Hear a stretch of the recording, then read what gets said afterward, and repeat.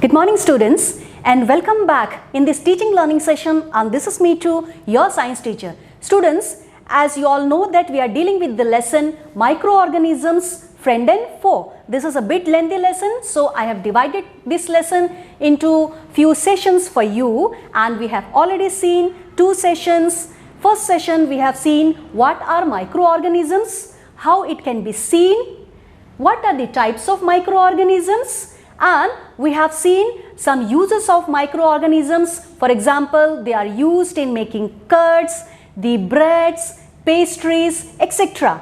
And in our second class, we have seen the commercial use of microorganisms.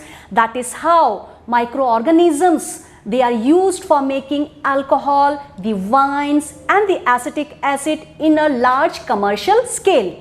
Okay, and then we have also seen the how microorganisms are useful for increasing the fertility of soil. We have also talked about in nitrogen cycle, we have seen that few microorganisms, for example, the rhizobium bacteria, the blue-green algae, they fix the atmospheric nitrogen and converts it into nitrogenous compound like ammonia, nitrites and nitrates. And the plants, they absorb this nitrogenous compound through the soil, through their roots from the soil, and when the animals, they eat the plants, the nitrogenous compound, they get transferred into the body of the animals, and then when the animals and the plants, both of them dies, what happened? The nitrogenous compound, once again they get mixed into the soil, and some bacteria, the denitrifying bacteria, they convert this nitrogen compound into nitrogen gas, and this nitrogen gas once again goes to the atmosphere, thereby maintaining the amount of nitrogen gas approximately 78% in the atmosphere. So we have also seen that how microorganisms, they are used in cleaning the environment. Few bacteria and few fungi, they are used for decomposing the dead and decaying plants, the dead and decayed animals, the waste, etc., and it decompose everything and convert it into a useful products, thereby increasing the humus in the soil. So we have seen this many uses of microorganisms. So students, we'll have a quick look on what we are going to study in today's session. First, we'll see the medicinal use of microorganisms, then the production of insulin, how some microorganisms, they are used in production of insulin, the production of antibiotics, then the production of vaccine, then some useful bacteria in human body, and finally we'll talk about the harmful effects of microorganisms. First, we will see the medicinal use of microorganisms. First, we'll talk about the production of insulin.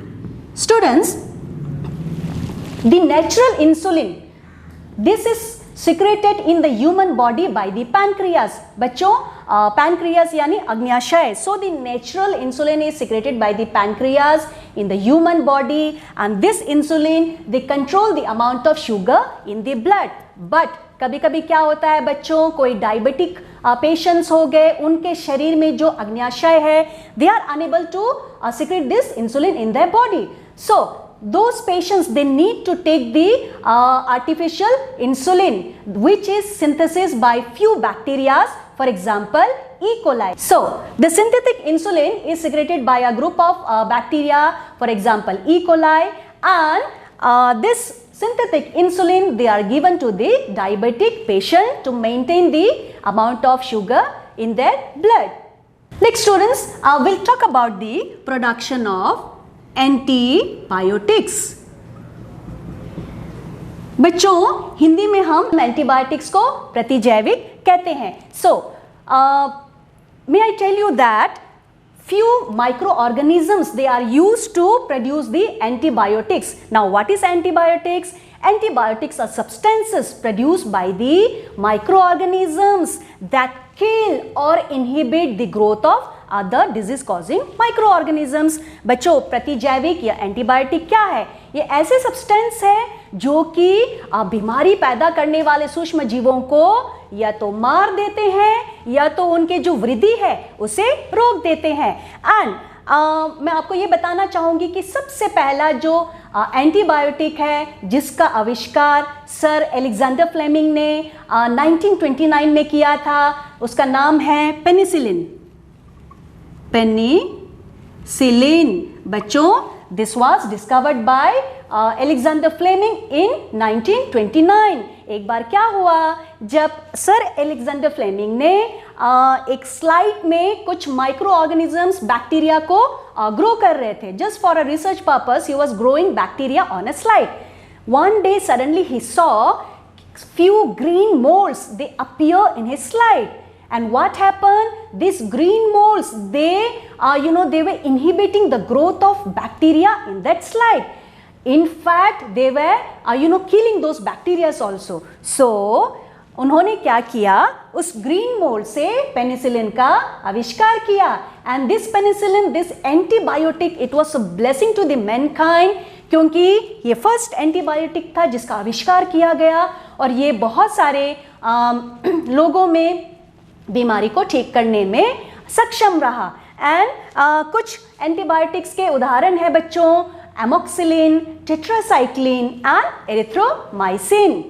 Next students, let me brief you about the precautions, some precautions with an antibiotic। बच्चों,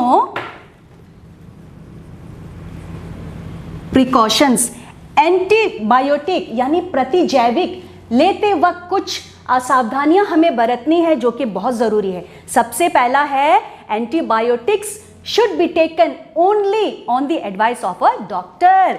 doctor के सलाह पर ही हमें antibiotic या प्रतिजैविक लेनी चाहिए। हमें ऐसे ही अपने मन से केमिस्ट के पास में जाके एंटीबायोटिक नहीं खरीदना चाहिए और ना ही उसका सेवन करना चाहिए। अगला है, we should complete the course of prescribe antibiotic which is given by the doctor. हमें जो एंटीबायोटिक डॉक्टर के जरिए दिया जाता है उसका कंप्लीट डोज हमें पूरा करना है। Then avoid taking antibiotics when not needed. जब हमारे शरीर को एंटीबायोटिक की जरूरत नहीं होती है तब हमें एंटीबायोटिक नहीं लेना चाहिए बच्चों, क्योंकि अननेसेसरी एंटीबायोटिक लेने से, मैं आपको बता दूं, हमारे शरीर में ही कुछ अच्छे बैक्टीरिया भी होते हैं जो हमारे शरीर के लिए लाभदायक है, और हम बेवजह जब जरूरत नहीं है तब हम अगर एंटीबायोटिक लेंगे तो ये हमारे शरीर के जो उपयोगी बैक्टीरिया है, जीवाणु है, उसे भी मार देंगे। नंबर 2, जब कभी हमारे शरीर को एंटीबायोटिक की जरूरत पड़ेगी तो वो एंटीबायोटिक उस वक्त हमारे शरीर पे उसका असर नहीं होगा। क्योंकि हमने जब इसकी जरूरत नहीं थी तब भी हमने उसे लिया, तो क्या हुआ, शरीर उसके प्रति रेसिस्ट हो गए, और जब हमारे शरीर को इसकी जरूरत पड़ेगी और जब हम लेंगे तो उसका असर नहीं करेगा। बच्चों, इस वक्त इस पॉइंट पे मैं आपको ये बताना चाहूंगी कि एंटीबायोटिक ऐसा प्रतिजैविक है जो कि सिर्फ और सिर्फ बैक्टीरिया के ऊपर ही कारगर है, इफेक्टिव है। Antibiotics are effective on bacterias only. तो क्या होता है बच्चों, कभी कभार हमें सर्दी जुकाम होता है, हम केमिस्ट के पास में जाते हैं एंड एंटीबायोटिक लेते हैं सर्दी जुकाम से ठीक होने के लिए। बट मैं आपको बता दूं कि सर्दी जुकाम जो है, it's a viral infection, not the bacterial infection. इसीलिए हम जब सर्दी जुकाम के समय अगर एंटीबायोटिक लेंगे तो उसका असर हमारे ऊपर नहीं करेगा, क्योंकि ये वायरस को नहीं मारेगा बच्चों, ये सिर्फ और सिर्फ बैक्टीरिया के ऊपर ही इफेक्टिव है। This is meant for killing the bacteria or inhibit the growth of the bacteria only. Students, to understand more about the production of antibiotic, let us have a look on this video clip. प्रतिजैविक का उत्पादन, वे औषधियाँ जो बीमारी पैदा करने वाले सूक्ष्म जीवों को नष्ट कर देती है अथवा उनकी वृद्धि को रोक देती है, उसे प्रतिजैविक कहते हैं। विशिष्ट प्रकार के सूक्ष्म जीव का संवर्धन करके प्रतिजैविक का उत्पादन किया जाता है, जैसे स्ट्रेप्टोमाइसिन, टेट्रासाइक्लिन, एरिथ्रोमाइसिन और पेनिसिलिन आदि। प्रतिजैविक सर्वप्रथम अलेक्जेंडर फ्लेमिंग द्वारा सन 1929 में किया गया। वो बैक्टीरिया रोगों से बचाव हेतु एक कल्चर पर प्रयोग कर रहे थे। अचानक उन्होंने कल्चर प्लेट पर ग्रीन मोल्ड के छोटे बीजाणु देखे। उन्होंने यह पाया कि मोल्ड बैक्टीरिया की वृद्धि को रोकते हैं।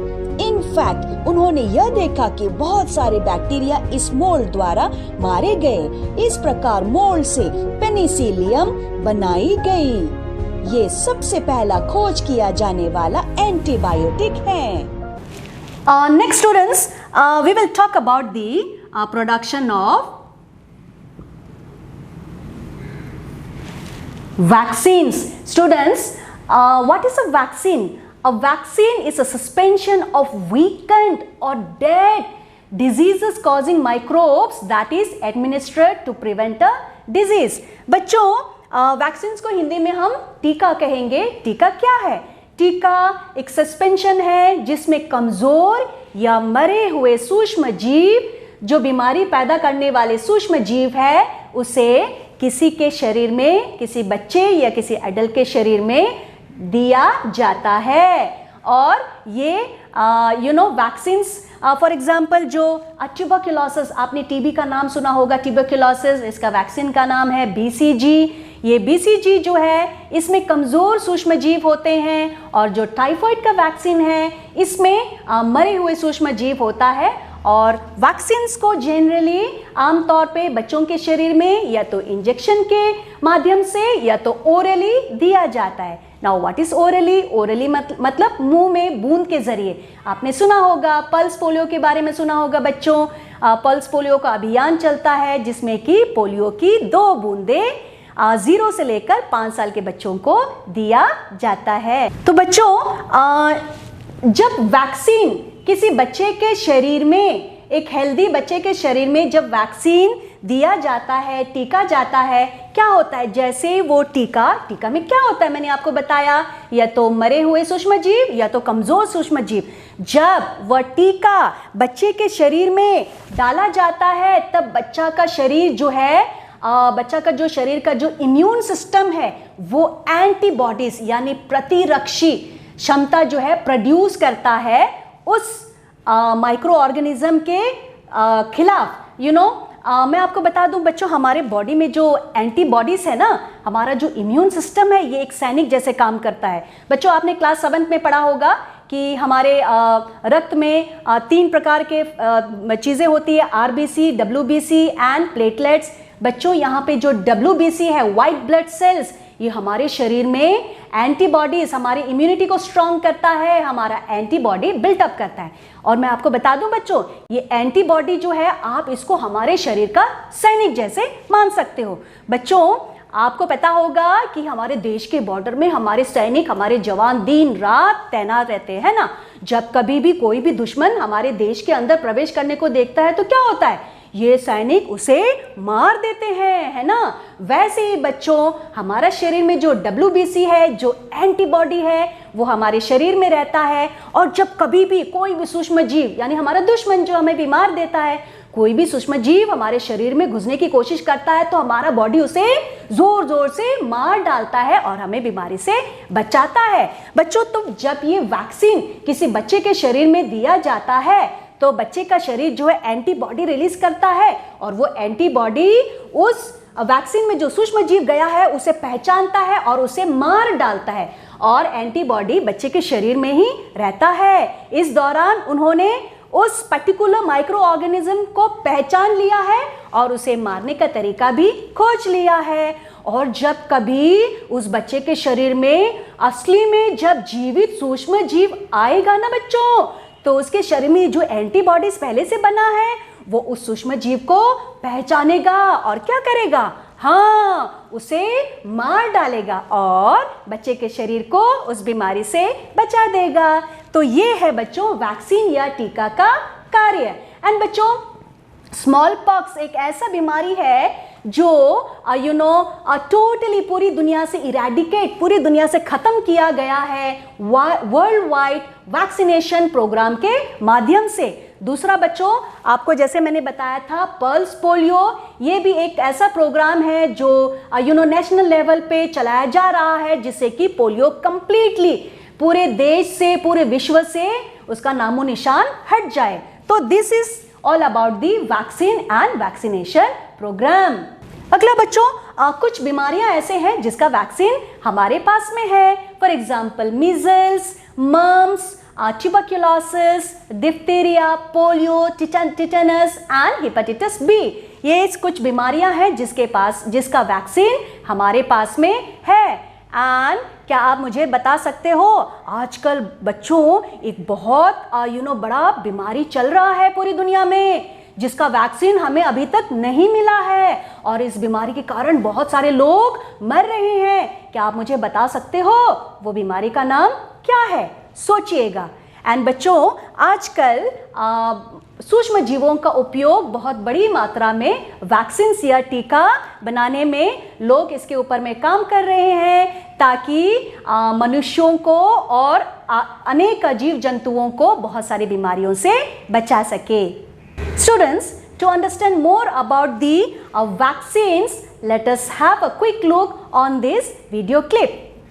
बच्चों, आइए देखते हैं वैक्सीन का निर्माण।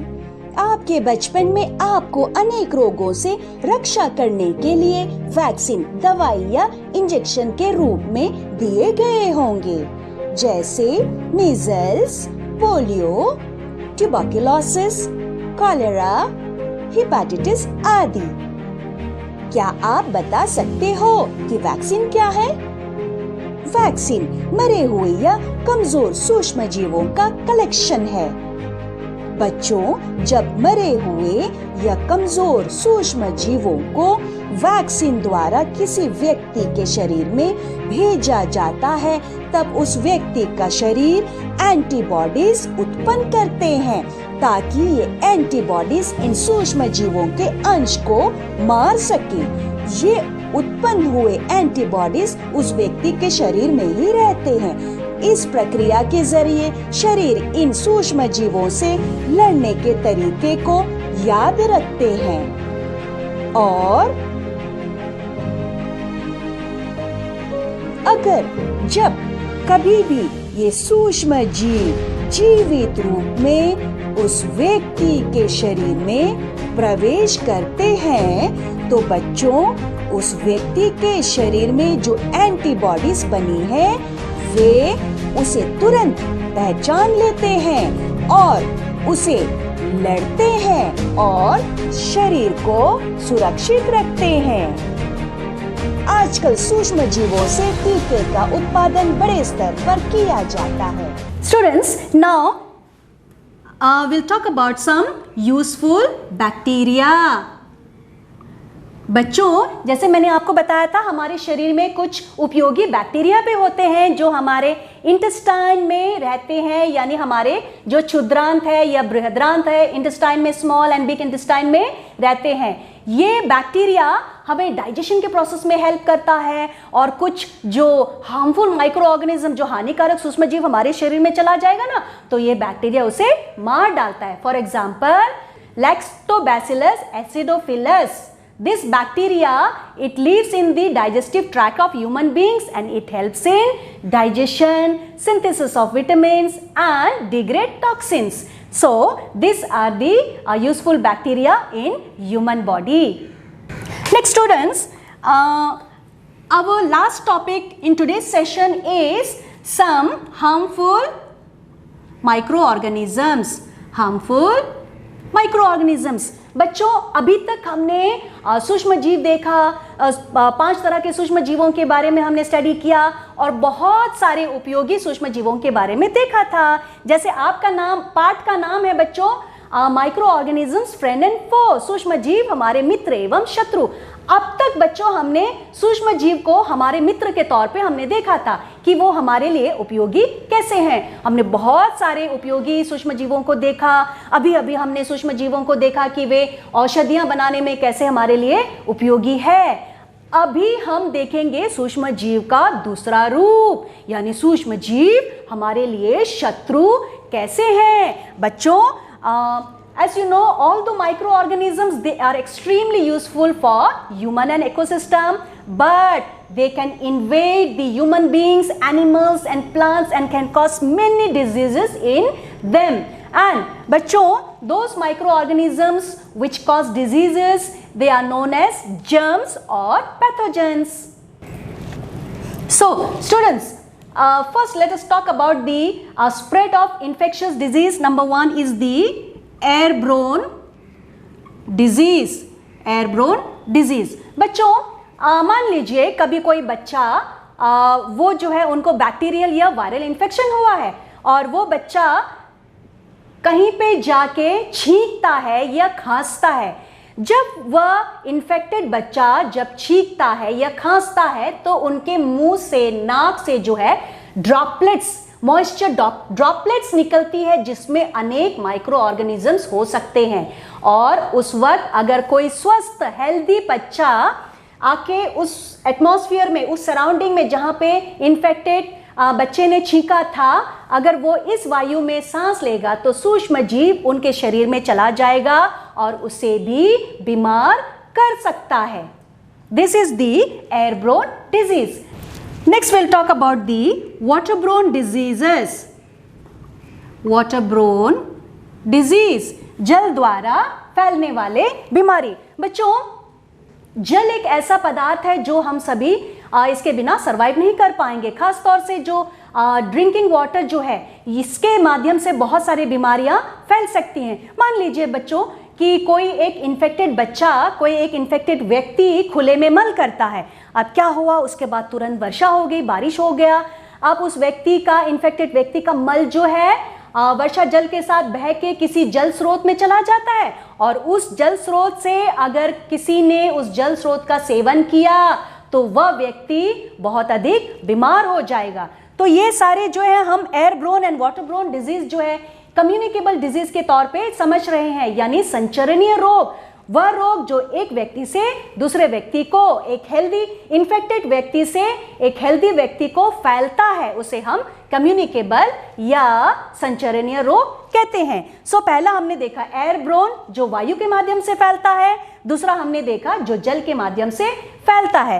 तीसरा बच्चों, कुछ बीमारियां ऐसे भी हैं जो इंसेक्ट्स और एनिमल्स के माध्यम से फैलते हैं। यू नो बच्चों, कुछ इंसेक्ट्स जैसे कि मैं आपको बता दूं, जो घरेलू मक्खी है ना, घरेलू मक्खी हो गए, मॉस्किटोस हो गए, रैट्स, डॉग्स, ये सारे जो इंसेक्ट्स एंड एनिमल्स है, this can be the carriers of microorganisms. इन सभी के जरिए जो है सूक्ष्म जीव हमारे शरीर तक पहुंच सकता है। ये सूक्ष्म जीवों का वाहक हो सकता है। फॉर एग्जाम्पल बच्चों, मान लीजिए कि आपके घरेलू मक्खी, आपके घर में जो घरेलू मक्खी है, वो मक्खी जाके एक गंदगी पे बैठता है, जंतु अपशिष्ट पे, जंतु मल पे बैठते हैं और वो मक्खी के शरीर में सूक्ष्म जीव चिपक जाते हैं। और जब वो मक्खी आपके घर पे अगर खुला हुआ भोजन है उस पे बैठता है तो वो सूक्ष्म जीव आपके भोजन में चला जाता है और जब आप उस भोजन को खाओगे तो आप बहुत ज़्यादा बीमार पड़ जाओगे। इसीलिए ये कहा जाता है बच्चों कि हमेशा भोजन को ढक के रखना चाहिए और खुले में जो भोजन है उसका सेवन करने से बचे। जो आप स्ट्रीट फूड्स खाते हो खुले में, उसका सेवन करने से बचिए। अगला बच्चों, जो मच्छर है, मच्छर से बहुत सारी बीमारियां फैल सकती है। फॉर एग्जाम्पल डेंगू, मलेरिया, ये सारी बीमारियां मच्छर के काटने से फैलता है। मैं आपको बता दूं, मलेरिया जो है, ये जो है मादा एनोफिलिस मच्छर जो है मलेरिया परजीवी का वाहक है, मलेरिया पैरासाइट का वाहक है। जब एक मादा एनोफिलिस मच्छर किसी इन्फेक्टेड व्यक्ति को काटता है, उसके बाद एक हेल्दी व्यक्ति को आके काटता है, तो मलेरिया का जो परजीवी है, जो प्लाज्मोडियम है, एक हेल्दी व्यक्ति के शरीर में चला जाता है और उसे भी मलेरिया हो जाएगा या हो सकता है। तो बच्चों, अक्सर ये कहा गया है स्कूलों में या आपके पेरेंट्स जो है कभी भी आपके घर के आसपास,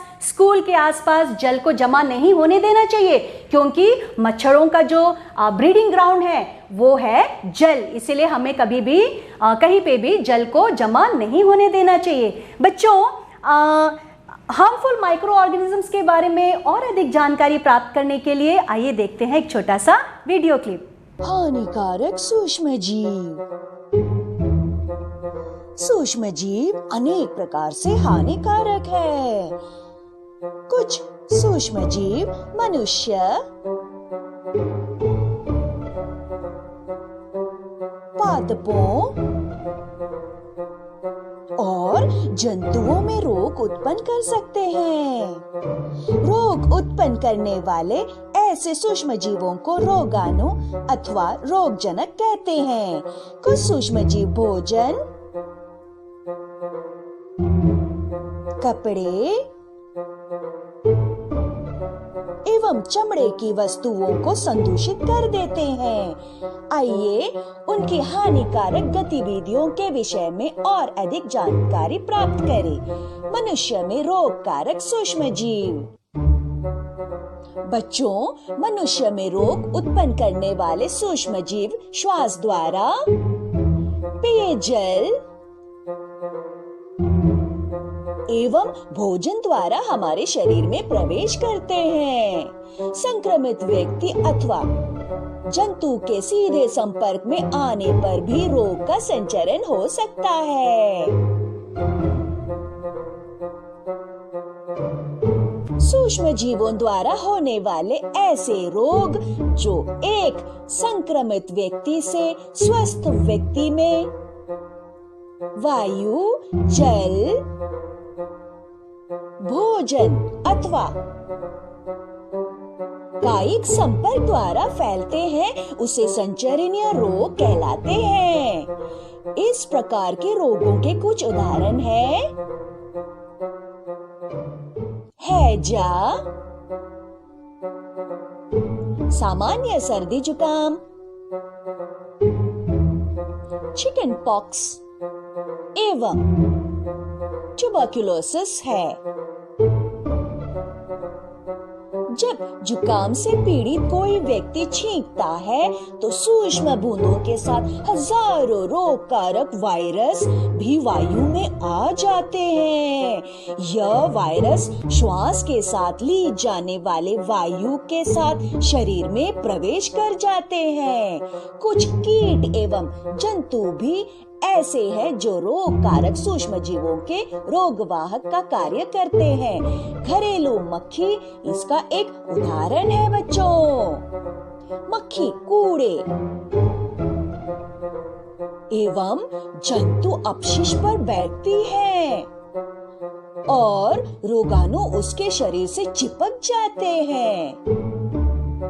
जब ये मक्खी बिना ढके भोजन पर बैठती है तो रोगाणु हमारे भोजन में आ जाते हैं। जो भी व्यक्ति ऐसा संदूषित भोजन करेगा उसके बीमार पड़ने की संभावना है। अतः यह सलाह दी जाती है कि भोजन को बच्चों सदा ही ढक कर रखा जाए। बिना ढके भोजन को खाने से हमें बचना चाहिए। मादा एनोफिलिस मच्छर इसका अन्य उदाहरण है। मच्छर प्लाज्मोडियम या मलेरिया परजीवी का वाहक है। मादा एडिस मच्छर डेंगू के वायरस का वाहक है बच्चों। हम मलेरिया अथवा डेंगू का नियंत्रण किस प्रकार कर सकते हैं? सभी मच्छर जल में उत्पन्न होते हैं। हमें पानी को कहीं भी रोका नहीं रहने देना चाहिए। कूलर, टायरों एवं फूलदानों इत्यादि में कहीं भी जल को एकत्र न होने दे। अतः अपने आसपास के स्थानों को स्वच्छ एवं शुक रखकर हम मच्छरों को पैदा होने से रोक सकते हैं। ऐसे उपायों की सूची बनाने का प्रयास कीजिए जिसे अपनाकर मलेरिया को फैलने से रोका जा सके। So students, before we wrap up this session, let us have a quick look on what we studied in today's session.